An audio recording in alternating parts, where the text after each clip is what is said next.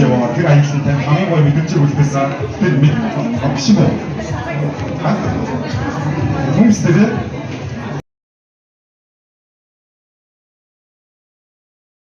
21 аймагт очиж үзчихээд тэгээд яддаг шиг байна. Гэдэг юм хатуу яг юм шийдвэр зөвлөг мөрөөдлөө яг өөр өөртөө тавьсан.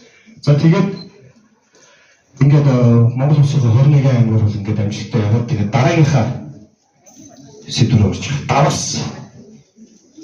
2017 онд нь бол ингээд ерөнхийдөө бол ингээд яг эрхивчлэл ингээд царайчлал замын угаан даагдаг ингээд явчихсан шүү дээ хийж хаад хийгээд. За тэгээд тэгсэн за энэ удаа тэгвэл зүүн өмнөд Аз орнуудаар явж үзье.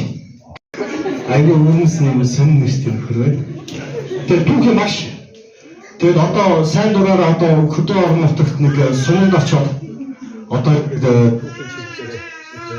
түүхийн чиглэлээр